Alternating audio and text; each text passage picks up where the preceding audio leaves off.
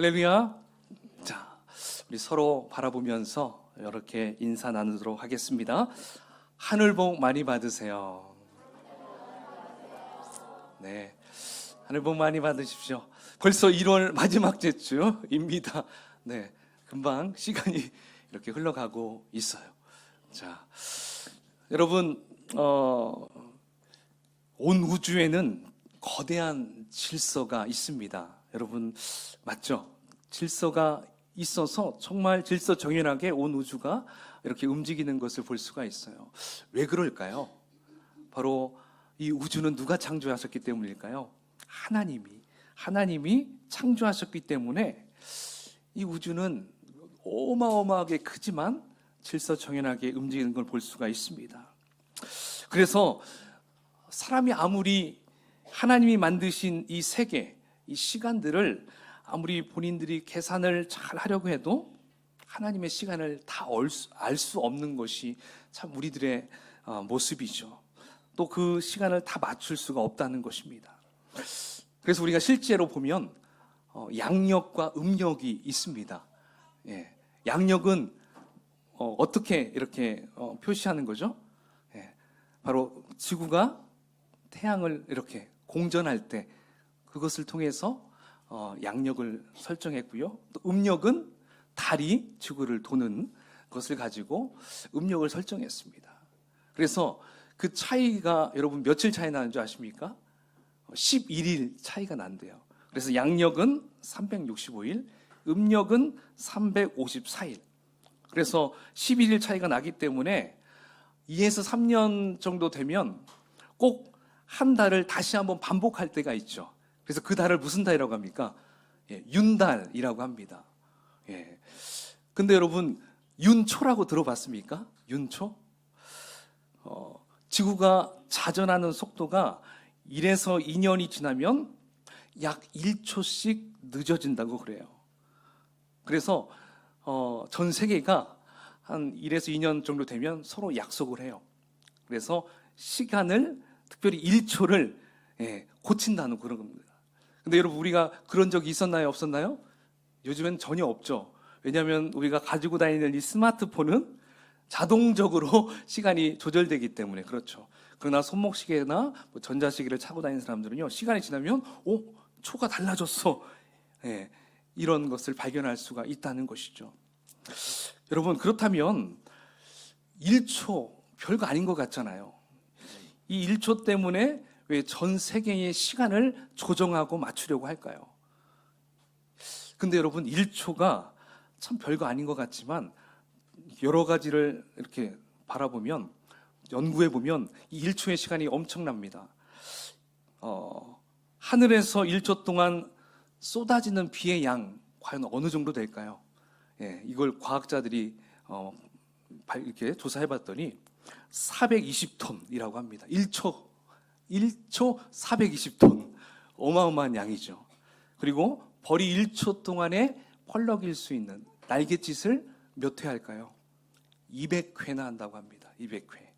그리고 번개는 1초에 100번을 칠 수 있다고 그러고요.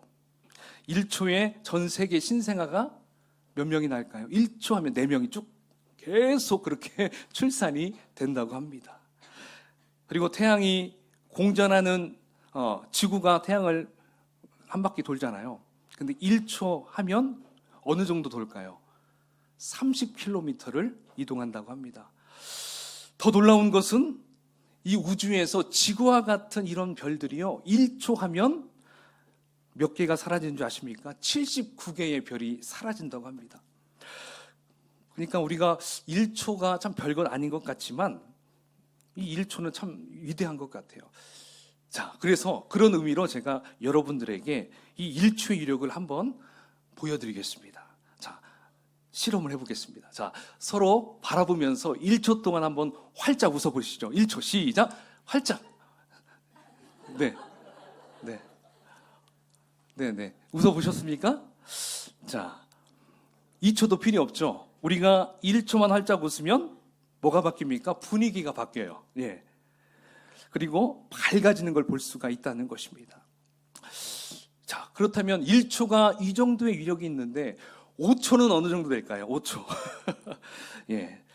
5초는 여러분 놀라지 마십시오. 전 인류의 역사를 바꿔놓을 수 있는 놀라운 시간입니다. 5초가. 자, 이 5초 동안 제가 한 문장을 얘기해 볼게요. 한번 잘 세보세요. 주는 그리스도시요 살아계신 하나님의 아들이십니다. 예, 5초 딱 걸렸죠. 여러분,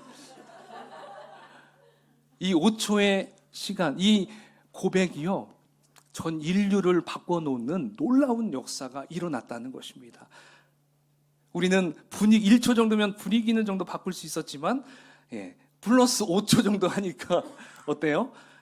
제가 방금 했던 이 고백을 통해서 인류의 역사가 바뀌어졌다라는 거예요. 오늘 그 부분을 함께 우리가 살펴볼 것입니다. 자, 우리가 함께 오늘 제가 방금 했던 그 고백, 우리도 같이 한번 해볼까요? 시작. 주는 그리스도시요 살아계신 하나님의 아들이십니다. 아멘. 이 고백이 그냥 말씀 속에 적혀 있는 것으로 끝나는 것이 아니라 온 인류의 역사를 바꾸어 놓았다라는 아주 놀라운 고백이라는 것입니다. 그리고 이 고백을 통해서 기독교의 역사가 바뀌게 되었고요. 제자들이 예수님을 바라보는 눈도, 그리고 이 고백 이후부터 바뀌었다는 것을 우리는 말씀을 통해 볼 수가 있습니다. 왜냐하면 제자들은 그 전까지, 이 고백을 하기 이전까지는 예수님을 어느 정도로 보았냐면 침례 요한, 엘리야, 아니면 예레미야, 많은 선지자들 중에 한 분으로 생각했었던 것이죠. 그러니까 그냥 수없이 왔다가 갔던 선지자들 중에 한 사람, 그냥 하나님의 말씀을 증거해주고 갔던 아주 좋은 분 중에 한 분, 훌륭하신 분, 이 정도로 예수님을 알고 있었던 것입니다. 그러나 이 고백 이후로 예수님의 진짜 가치를 사람들이 보게 되었다는 것입니다. 그러니까 여러분, 이 5초, 짧은 이 5초의 고백이 얼마나 위대한 고백인지 몰라요. 그런 의미로 다시 한번 고백해 보겠습니다. 시작. 주는 그리스도시요 살아계신 하나님의 아들이십니다. 아멘. 여러분, 이 고백이요, 모든 교파, 모든 교단의 신앙 고백의 핵심이 되었다라는 것입니다. 그리고 이 교회가 이 고백 위에 세워졌다는 거예요. 얼마나 위대한 고백인가요? 그래서 여러분, 이 고백이 얼마나 중요한 고백이었던지 우리 예수님은 바로 그 다음 17절에서 이렇게 베드로에게 얘기해 줍니다. 우리 그 부분을 함께 읽어볼까요? 17절입니다. 시작. 예수께서 대답하여 이르시되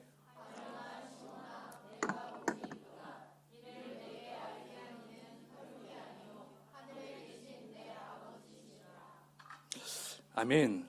자, 여기에 보니까 바요나 시모나 이렇게 부르고 있습니다. 여러분, 우리가 시몬, 베드로는 누구의 아들이라고 얘기하죠? 요한의 아들 시모나, 이런 찬양도 있죠. 우리가 요한의 아들인데 왜 요나의 아들이라고 했나? 예, 조금 궁금하실 수도 있습니다. 근데 이 요한을 히브리어로 이렇게 표기하면 요하난, 이렇게 얘기를 해요. 그러니까 요하난 하다가 이 마태가 기록할 때 들리는 것으로 쓰잖아요.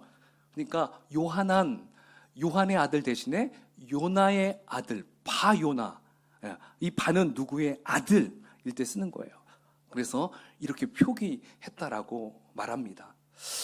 자, 그리고 여기 요나의 아들, 이렇게 표기한, 이렇게 예수님께서 부르신 이유가 있었습니다.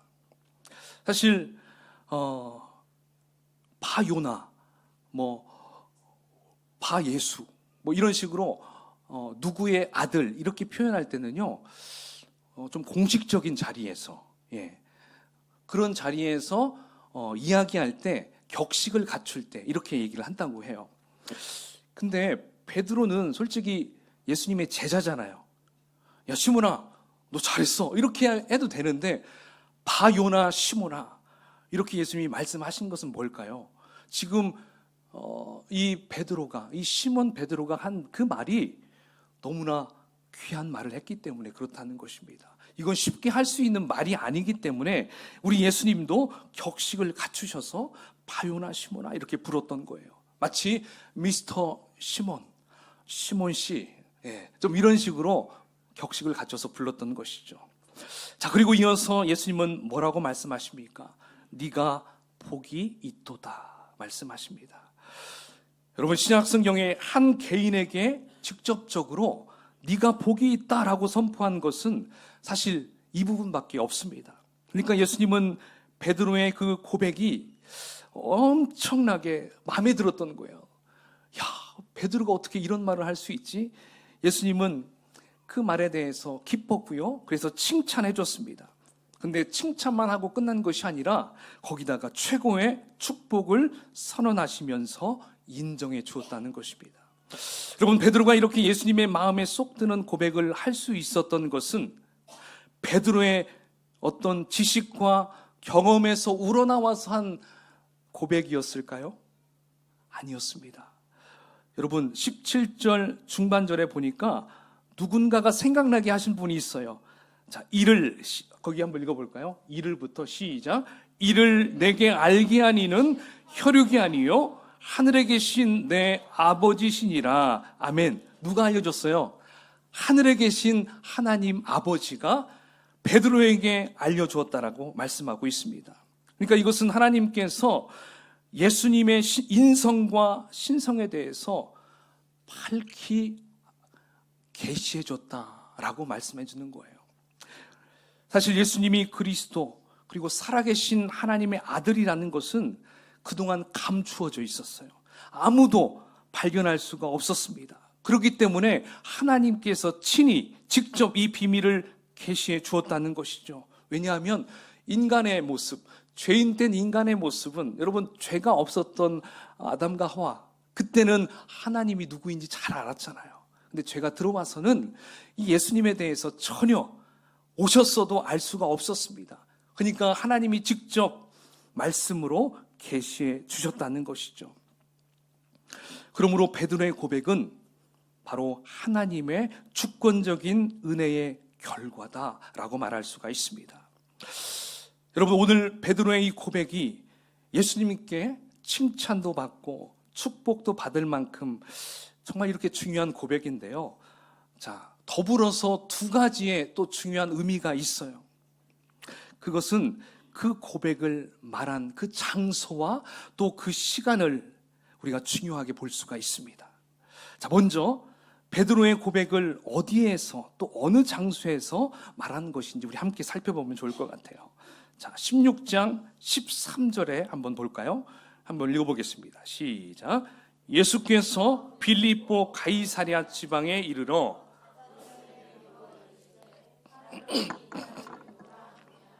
네, 지금 어느 장소에서 말하고 있습니까? 빌립보 가이사랴. 한번 따라해 볼까요? 빌립보 가이사랴. 예, 이 지명 이름도 우리가 잘 알아야 됩니다. 예, 빌립보 가이사랴. 근데 전 성경에서는 가이사랴 빌립보라고 했는데 번역하면서 또 빌립보가 앞으로 나온 것 같아요. 자, 여기 위치는 한번 지도를 제가 준비해 봤는데요. 한번 지도를 한번 보여주실까요? 예, 제일 위에 동그라미 쳐진 데 있죠? 예, 가이사랴 빌립보 가이사랴. 예, 저 지역을 얘기하고 있어요. 저 지역은 예루살렘이 여기 있거든요. 여기가 유대이고요, 사마리아, 그다음에 갈릴리에서도 더 위쪽으로 저기에 무슨 산이 있냐면 헐몬산이 있어요. 헐몬산 중턱, 바로 저기가 뭐예요? 빌립보 가이사랴 빌립보라는 것입니다. 그래서 저기에 있기 때문에 이제 저를 보시면 됩니다. 예, 저기에 있기 때문에 어때요? 북방에 있는 여러 가지 이방 신들이 그쪽으로 다 모이게 됐습니다. 그래서 신들이 여러 이방 신들, 뭐 귀신, 잡신 이런 모든 것들이 다 직결되는 그 장소, 그 통로가 어디냐? 바로 저기였어요. 빌립보 가이사랴. 그러면 우리나라로 생각한다면 무슨 산이라고 생각할 수 있을까요? 계룡산 정도라고 보면 될 거예요. 계룡산. 그래서 옛날에 보면 무속인들, 무당들, 계룡산에 내가 몇 년 있었습니다, 딱 이렇게 하면 그것으로 급을 나눈다고 할 정도로 그렇게 얘기하죠. 그러니까 바로 빌립보 가이사랴도 온갖 우상들과 신전들이 모여있는 지역이었어요. 자, 그것을 보여주는 신전의 사진이 이렇게 보여 있습니다. 네, 이게 실제 그곳의 모습이에요. 돌을 다 깎아가지고 저렇게 신전을 만들었어요. 실제 저도 가봤는데요, 엄청나더라고요. 자, 여러분, 그리고 이 이름도 어떻습니까? 이제 이름을 보면 빌립보 가이사랴 이렇게 보고 있는데요. 자, 이 두 개의 이름은 무엇에 대한 합성어냐면, 여러분, 가이사랴, 이 가이사랴는 그 당시 로마 황제의 칭호였어요. 그래서 카이사르, 영어로 하면 시저 이렇게 얘기하죠. 자, 그리고 빌립보는 바로 누구의 이름이냐면, 그 당시 로마 황제가 이스라엘을 다스릴 수 있도록 각 도마다 분봉왕을 줬어요. 분봉왕, 마치 도지사를 이렇게 보내듯이. 그 중에 여기에 있는 분봉왕 이름이 헤롯 필립이었어요. 헤롯 필립. 그래서 그 헤롯, 그 분봉왕의 이름을 넣어가지고 이렇게 그 명칭을 했던 것이죠. 그러니까 한마디로 이 빌립, 이 분봉왕이요, 어떻게든지 잘 보이기 위해서 그 황제가 거기에 올 때마다 이것을 잘 자기가 이렇게 했다라는 것을 보여주기 위해서 또 그런 이름을 지었다고 합니다. 근데 사실 그러한 황제의 칭호를 그 지역의 이름에 넣는다는 것은 아무 동네나 할 수가 없었어요. 이 칭호를 넣기 위해서는 두 가지 조건이 필요했다고 그래요. 첫 번째는요, 도시의 규모가 로마 황제의 유용에 걸맞는 큰 규모가 되어야 돼요. 그러니까 인구도 많아야 되겠죠. 그리고 면적도, 살아가는 사람들의 모습들도 달라야 되겠죠. 그리고 두 번째는 도시의 한가운데 혹은 가장 높은 곳이나 가장 중요한 지점에 황제를 모시는 신전이 세워져야 한다고 그래요. 그러니까 바로 오늘 함께 보고 있는 이 빌립보 가이사랴, 이 도시는 바로 이 두 가지의 조건이 다 충족이 되었던 것이죠. 그래서 가이사랴 빌립보는, 이 빌립보 가이사랴는 이스라엘 북쪽에 위치한 거대한 규모의 황제의 도시다라고 보면 됩니다. 자, 그래서 그곳의 사람들의, 여러분, 옷차림은 어땠을까요? 옷차림. 외모는 또 어땠을까요? 여러분, 강남 한 번씩 가보시면 어떻습니까? 그 다니는 사람들, 이야, 대단해 보이죠. 막 반짝반짝하게 보이고, 여러분들도 더 반짝거립니다. 근데 거기에 가면 사람들의 옷차림부터 이런 얼굴도 또 다 비슷한 얼굴들이 참 많아요. 왜 그러는지 모르겠어요. 네, 왜 그러니까요? 거기에 걸맞는 사람들이 많이 다녔다는 것이죠. 옷들도 명품에다가 막 이런 여러 가지를 다, 액세서리부터 그런 식으로, 차들도 이런 것들이 휘황찬란했을 것입니다. 자, 근데 그에 비하면 우리 예수님은 어떻습니까? 우리 예수님은 목수 출신이시죠. 그리고 제자들은 또 어떤 출신입니까? 어부들 출신입니다. 그리고 그들이 어디 잠이나 잘 자고 다녔습니까? 대충 자고 일어나서 다녔습니다. 그러니까 그 행색은 아주 꾀재재한 그런 모습이었을 거예요. 그러니까 제자들이 볼 때 우리 예수님은 참 좀 갖추고 좀 다니면 안 될까 이런 생각할 정도로 예수님의 모습은 정말 꾀재재한 모습이었을 거예요. 자, 바로 그러한 장소에서 그렇게 보여지는 휘황찬란한 그러한 곳에서 우리 예수님은 제자들에게 묻고 있는 거예요.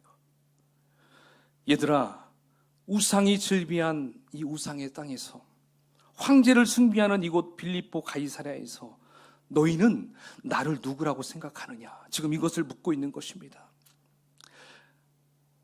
선뜻 베드로의 이런 고백 나올 수 있을까요? 참 힘들었을 거예요. 그런데 베드로의 놀라운 고백이 여기서 나옵니다. 주는 그리스도시요 살아계신 하나님의 아들이십니다. 여러분, 이 고백은 좀 풀어서 제가 이렇게 한번 써봤어요. 예수님, 저기 서 있는 우상은 그저 돌멩이일 뿐입니다. 적이 황제가 장악하고 있는 절대 권력과 군사력으로는 우리를 구원해 줄 수가 없습니다. 주님이 가진 것 없고 초라한 행색이어도 예수님 당신만이 우리를 구원해 주실 분입니다. 할렐루야. 예수님 앞에서 베드로는 이러한 고백을 했던 것이었어요.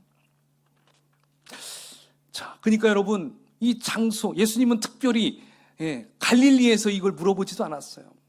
바닷가에서 이걸 물어보지 않았어요. 바로 우상이 넘치는 그곳, 그리고 아주 정말 잘 사는 사람들 앞에서, 그러한 곳에서 예수님은 자신을 어떻게 생각하냐고 물어봤던 것입니다.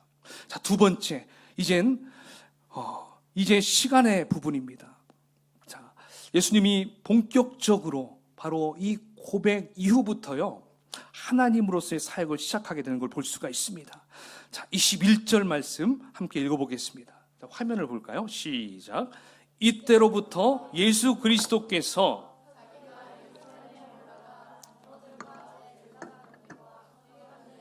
많은 고난을 받고 비로소 나타내시니. 아멘. 자, 베드로의 고백을 들으신 이후에 우리 예수님께서 하신 일이 뭡니까? 내가 앞으로 죽을 것이다. 지금 이걸 말씀합니다. 여러분, 그러면 왜 내가 죽는다는 얘기를 하는데 왜 베드로의 고백이 필요할까요? 여러분, 예수님께서 앞으로 예루살렘에 가셔서 죽으셔야 하는데 이 죽음이 가치 있는 죽음이 되려면 여러분 어떻게 해야 될까요? 전 인류를 구원하는 죽음이 되려면 여러분 어떻게 해야 될까요? 누가 죽어야 된다는 것입니까? 바로 하나님이 죽으셔야 한다는 거예요. 그냥 사람, 엘리야가 죽거나 예레미야가 죽거나 선지자 중에 하나가 죽어서는 아무런 소용이 없다라는 것입니다. 사실 마태복음 이전에 침례 요한이 죽었어요. 근데 침례 요한이 죽었지만 달라진 게 있었습니까? 아무것도 달라진 게 없었습니다. 왜요?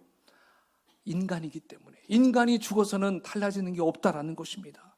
그러니까 지금 예수님이 죽으려고 하시는데 이제 앞으로 예수님의 갈 길은 죽음의 길로 가야 하는데 만약에 그저 하나의 인간으로서 침례 요한, 엘리야 이와 같이 죽은 것과 같이 예수님이 그냥 그렇게 죽으신다면 아무런 소용이 없다라는 것입니다.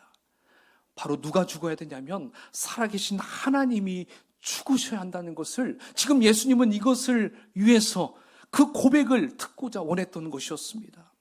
그러므로 이 고백이 중요한 이유가 이거예요. 베드로의 그 고백 이후에 예수님은 제자들에게 내가 고난받고 십자가에 죽고 3일 만에 부활할 것이다, 이것을 최초로 말씀하신 것입니다. 여러분, 예수님께서는 이 고백 이후부터는 사실 아픈 사람을 고쳐주거나 귀신을 쫓아주거나 또 먹을 것을 막 만들어주거나 이러한 사역보다는 하나님으로서의 사역을 제대로 시작하십니다. 이제 사역의 후반전에 들어가는 것을 볼 수가 있습니다. 바로 그 사역은 죽음의 길을, 십자가의 길을 걷는 것이었어요. 예수님이 죽으실 때 무슨 일이 벌어질까요? 인생이 바뀝니다. 할렐루야. 사망이 정복되고요, 마귀를 물리치는 놀라운 역사가 일어나게 된다는 거예요.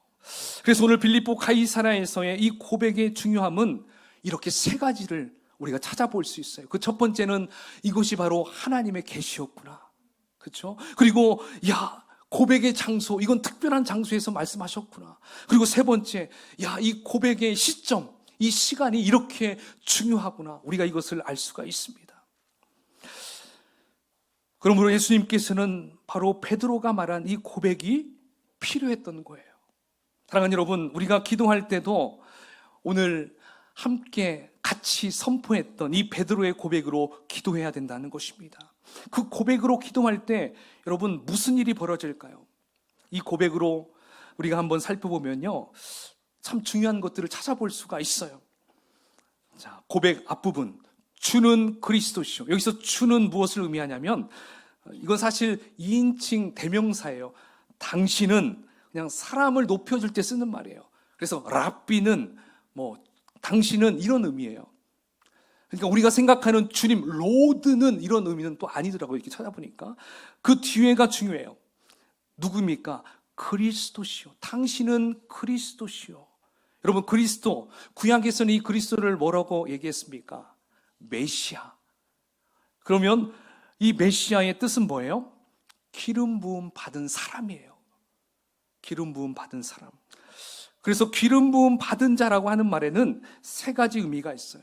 첫째는 왕, 두 번째는 선지자, 세 번째는 제사장입니다. 그러니까 주는 그리스도시요라는 말은 첫 번째, 예수님은 우리의 왕이십니다. 할렐루야. 예, 지금 이렇게 고백했다는 거예요. 여러분, 왕이 하는 일은 뭐예요? 다스리는 일, 통치하는 일을 합니다. 그래서 우리는 기도할 때 이렇게 기도해야 돼요. 왕이신 예수님, 우리를 통치하여 주옵소서. 제가 주님을 정말 주님의 통치함을 받기를 원합니다. 왕이신 주님께 내가 순종하겠습니다. 이렇게 고백하며 나아가야 됩니다. 자, 그 다음에 두 번째, 예수님은 나의 누구라고요? 선지자이십니다. 여러분, 선지자는 어떤 일을 합니까?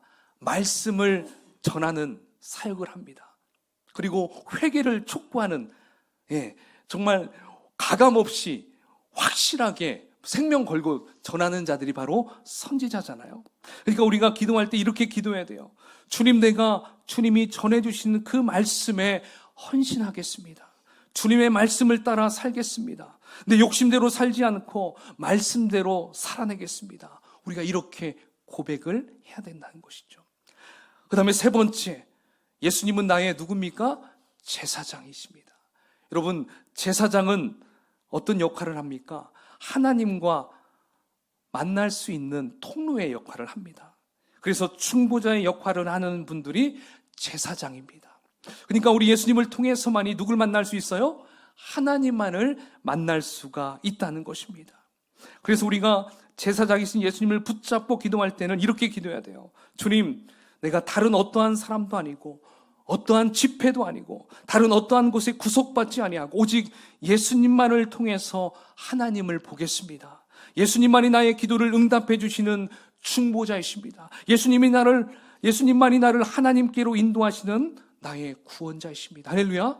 여러분, 바로 이러한 기도를 우리가 할 수 있다는 것입니다. 근데 여러분, 이러한 고백이 아무리 터져나와도 사실 이것만으로는 부족합니다. 왜냐하면 아까 메시아가 뭐라고 했어요? 기름 부음 받은 사람이었어요. 사람. 그러니까 사람, 여러분 믿을 수 있어요? 없어요? 믿을 수 없습니다. 그래서 나오는 추가적인 고백이 뭐예요? 그 뒤에 살아계신 하나님의 아들이십니다. 바로 이 고백이에요. 여러분, 하나님의 아들은 무슨 뜻입니까? 당신이 곧 하나님이십니다. 이 말이에요. 근데 사람한테는 당신이 하나님이다 이렇게 말을 한다는 것은 그 당시에 있을 수 없는 이야기였어요. 그래서 살짝 비틀어서 당신은 하나님의 아들입니다 이렇게 말했던 거예요. 자, 그럼 하나님은 정말 아들을 하나님이 낳은 것이 아니죠. 성부, 성자, 성령, 하나님, 예수님, 성령님은 이미 태초 이전에도 계신 분이에요. 그러니까 예수님은 하나님이 낳은 분이 아니에요. 그죠? 그런데 인간이기 때문에 하나님의 아들로 표현한 것입니다. 여러분, 왕의 아들은 뭐예요? 왕이죠. 예. 개의 아들은 뭐예요? 개죠. 예. 개 아들 이렇게 안 하잖아요. 예. 그러면 예. 자, 여러분 보십시오. 그리고 종의 아들은 또 뭐예요? 종이에요. 그러니까 하나님의 아들은 곧 하나님이다. 이렇게 부를 수 있다는 것입니다. 그런데 이렇게 부른 이유는 그 당시 상황 때문에 이렇게 말할 수밖에 없었던 것이죠. 참남하로다, 신성모독이다 이렇게 틀림없이 나올 수 있기 때문에 그렇죠. 자, 하지만 우리 예수님은 베드로의 고백 속에는 예수님은 곧 하나님이십니다. 바로 이 고백을 했던 것이었어요. 자, 그렇다면 그냥 하나님의 아들이 아니라 앞에 뭐가 들어있습니까? 살아계신 이렇게 써 있어요. 살아계신. 여기 살아계신이라는 것은 그냥 목숨이 붙어 있는 이런 뜻이 아니에요. 죽지 않은 분 이런 뜻이 아니에요. 여기 살아계신 이것은 오직 하나님께만 쓰는 단어인데요, 바로 생명이 끊임없이 샘솟는다라는 뜻이에요. 그러므로 예수님은 생명이 계속적으로 창조되시는, 또 생명이 계속적으로 무궁하게 넘치시는, 그리고 그 생명이 영원 무궁토로 끝나지 않는 분, 또 영원히 살아계신 분, 언제나 살아계시는 하나님의 아들이심을 지금 고백하고 있는 것입니다. 사랑하는 여러분, 오늘 베드로의 이 고백을 통해서 여러분 어떻습니까?